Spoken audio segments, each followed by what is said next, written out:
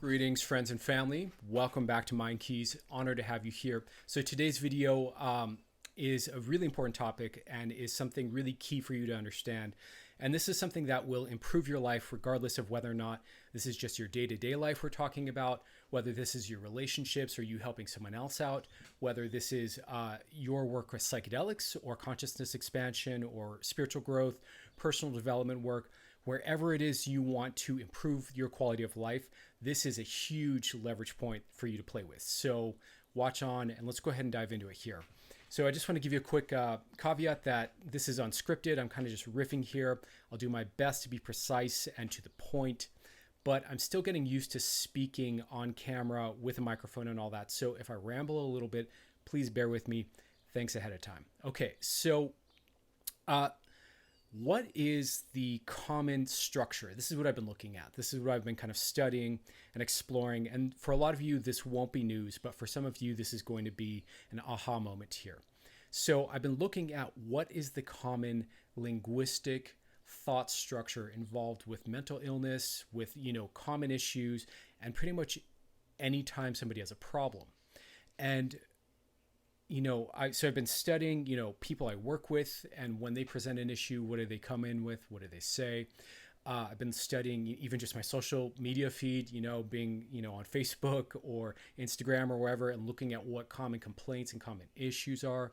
I've been reading about what creates the structure of depression, what creates the structure of anxiety.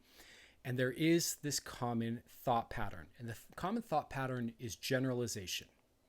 Now, again, for some of you, that's like an obvious. For others of you, this is like a, whoa, I hadn't thought of that. So I want to kind of explain what I mean here.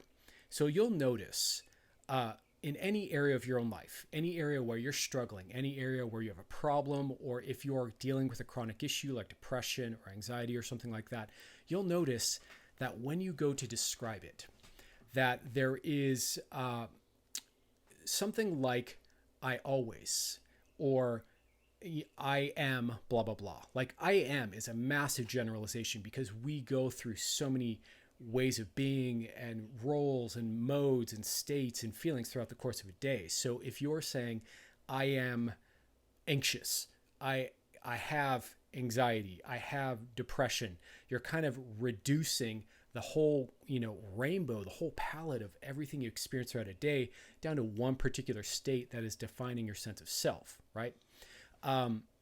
This is true with just about every kind of problem we have across the board. And this, can be something that we generalize about ourselves, or this could be a generalization we make about others. It could be, people are, the world is, life is, I always, people always, yada, yada, yada, right? So you'll hear this again and again and again. And once you tune into it and really start to catch it, you'll notice it everywhere because it is common, and it is the symptom of what I think of as just very undetailed, very simple conclusion making, right? So we all want to, come to conclusions in life quickly. It's just a natural thing that we all want to do because it makes us feel safer and more soothed to have a working sense of the world or a working model to work from to navigate life. So in order to do that, a lot of times what we'll do is we'll take one experience or a couple experiences, we'll generalize the conclusions we make about that experience or about the participants of that experience out to the world, and then that becomes our map or our model of the world or of that area of life, right? And so we'll generalize these conclusions, and then we'll just run with the generalization as if it's truth, but it's not.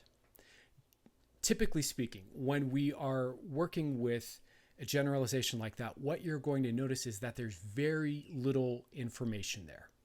And whatever it is that we experience gets blown up and distorted to a much larger scale than is actually appropriate for whatever it is we went through or experienced. So this is what creates overwhelm. This is what creates stuckness. This is what creates feeling defeated, feeling like we have a problem we just can't get over. This is what creates struggle and feeling like something is so much bigger than we are because we've blown up a problem to a much larger size than is appropriate for whatever caused it. So Yeah. So I just kind of want to bring that to your attention, first of all. And then I want to kind of speak to why this happens a little more. So I want you to understand that generalization is not a bad thing in and of itself, that the brain learns through generalization. We all do this all the time. And in fact, if you couldn't generalize, you couldn't really learn. You would be maladapted to the world. You wouldn't really function well because if you think about it, if you had to rethink through every little thing and constantly relearn new all day, every day, you'd be exhausted. You'd be overwhelmed. Everything would be constantly overstimulating. So generalization is the brain's, it's part of our evolutionary, history. It's part of how we became what we are. We have learned rapidly by extrapolating out one experience that we've had or that someone else has had and applying that to other domains of life. But obviously, when it comes to problems, that can create more problems. So if you had, an experience in your past that caused an issue for you or was painful or was frightening or was overwhelming or was scary, the unconscious mind, the brain will just tend to naturally extrapolate that out to all kinds of other different domains. So what we need to do, and so I want to make this clear, this creates problems. This creates, mental illness. This creates struggle. This creates trouble where there doesn't need to be any, right? And so what we want to be doing is really looking at all the problem areas of our life and really examining what are my generalizations there. And this is basically, if you went to like a therapist for CBT, this is what you'd be paying them to do. You'd be paying them to stop you as you're talking about your problem and force you to look more closely at what the generalizations in your language and your thinking are. So instead of paying a therapist to do that, this is something you can do on your own. You can stop and you can look at any area of your life where you have a problem, where you're stuck, whether it's money, whether it's relationships, whether it's, self-esteem, whether it's whatever. And really evaluate for a moment, what are the generalizations that hold this problem in place? And then start to challenge them, start to inquire into them. Is that really true? Is that the whole story? What am I excluding? Because when you're generalizing, when we generalize, we tend to exclude a lot of, either counterpoint information or details or nuances or data that is actually possibly important because it doesn't tend to fall in alignment with the generalization. So you'll notice pretty much most of the evils of the world, all the isms that we deal with in society right now, most of the kind of mental illness that is more pervasive than ever, all of this revolves around generalization. So the better we get at catching it in ourselves and challenging it and using detailed thinking and inquiry to pull apart these generalizations and bring more detail into them and more fineness and more resolution of thinking, the clearer we become and the more free we become of whatever it is. So, in the case of, let me see, for example, in the case of someone who has money issues, right? It's a very common personal development problem. Someone who has money issues is probably going to have a generalization like money is evil, capitalism is bad, money is at the root of all problems, people take advantage of each other over money, money isn't something that I trust. I wish I didn't have to need money in my life, right? These are all really broad scale, kind of very common kind of belief systems that people have about money that might exclude all the times that we bought something that we really enjoyed. That might exclude all the times that money has, saved a life or fed someone in poverty. That excludes all the ways that money has been used benevolently. That excludes all the other ways that people are evil to each other that has nothing to do with money, et cetera, right? So there's all these other kind of counterpoints and other examples and details that don't fit inside these kind of generalized, kind of low resolution narratives. Basically what happens when we generalize is that if you could imagine like a picture, of a cat, for example, right? And if you make that picture as low resolution as possible. In other words, it gets more and more and more pixelated, more and more pixelated. The most low resolution you can make that picture would just be a black square and a white square, right? At which point you've completely lost any sense of what the cat looks like, right? So that's generalization in a nutshell. We basically will kind of distort and make a lower resolution understanding of something until it's so low resolution that we're in black and white thinking, and that just doesn't serve us. That keeps us stuck, that keeps us overwhelmed, that keeps us kind of in this kind of polarity of swinging back and forth between two extremes that don't work for us, and that's why people suffer. It's a big part. It's a very common thing. So I want to just kind of bring this to your attention and empower you with this so that you know that you can start to refine your thoughts in the areas where you don't have enough detailed information, and start to give yourself more freedom, more spaciousness, more ease. So since we talk a lot about psychedelics, I want to just kind of like loop this around to psychedelics and that topic really quick. Pardon me. By the way, it's like 100 degrees here. All I have is a fan, so it's summer. So how does this tie into psychedelics? Well, if you're someone who's done psychedelics and you've done a fair amount, you'll notice that a lot of times the conclusions and the experiences we have on psychedelics are so big. They're so broad scale. They're so deep and pervasive.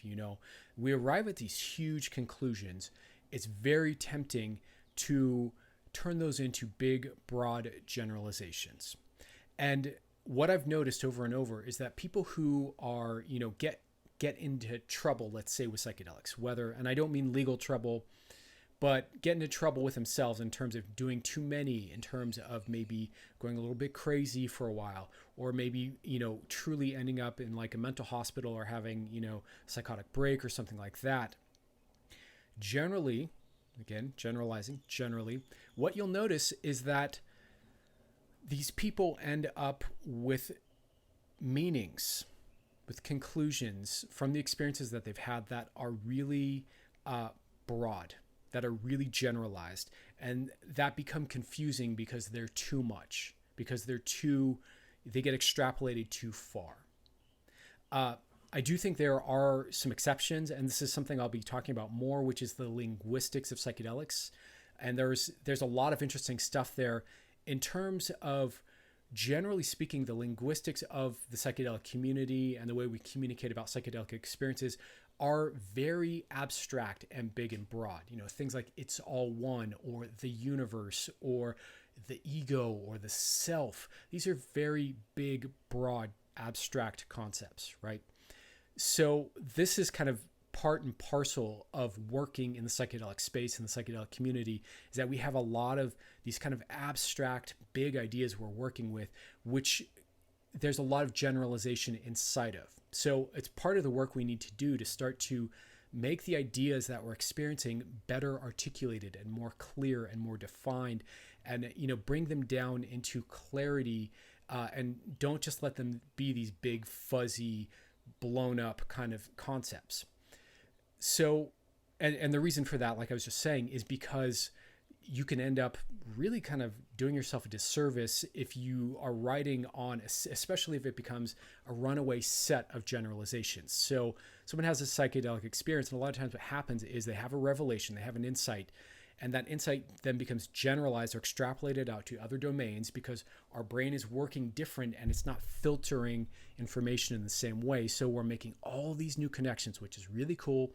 And at its best can lead us to really innovative thinking. But at its worst, we can make connections between things that maybe aren't really as connected as we think they are. We start making generalizations. We start running away with a generalization on top of a generalization on top of a generalization.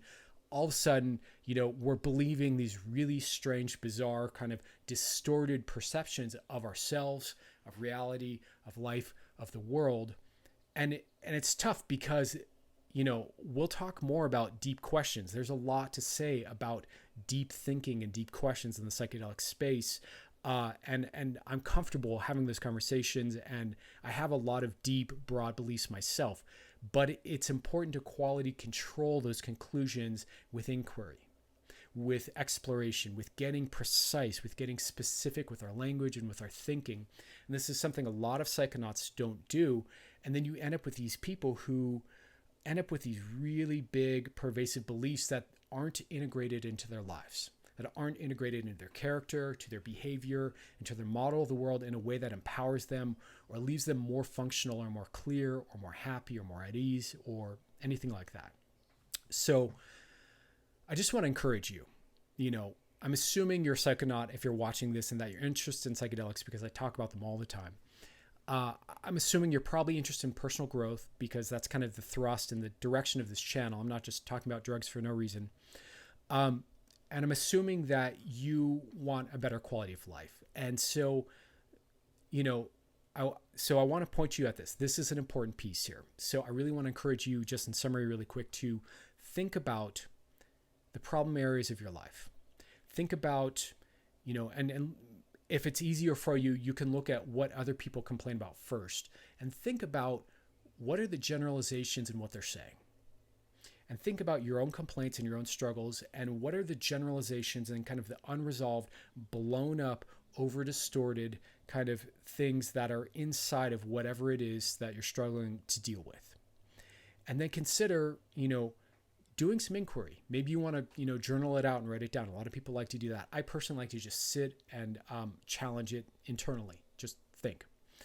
And really just spend some time challenging the assumptions, challenging the core ideas, challenging the broad generalizations, and try to bring them down to something that's more solid and accurate and higher fidelity, higher resolution to what it is, that you think or that you've seen or that you've experienced. And then that way you're making space. You're making space for exceptions. You're making space for growth. You're making space for more understanding. You're making space also to acknowledge where it is that you don't have a whole and complete understanding yet so that you can continue to explore. You're also making space for possibility. You're making space for change. You're making space for improvement. You're making space for having a better experience because you've shrunken down what it is that's kind of eating up all your bandwidth and limiting you so that there's room to maneuver and work with it. So I hope you find that useful. I hope that's, this is practical and something that you get some value out of. If this hits home, if this resonates for you, and I think this is a really important message for a lot of people because there's a lot of bad sense making out there. There's a lot of, mental illness out there right now. There's a lot of dissatisfaction. And, there's also a lot of people getting involved in psychedelics that are new and aren't used to really actively kind of exploring their own mind. So if any of this hits home for you, please let me know. Let me know what you got out of this video down below. Let me know if you can think of a generalization in your life that might be holding you back or causing you suffering. And I hope you enjoyed it. So much love and thanks for watching, and I'll see you guys soon. Thanks.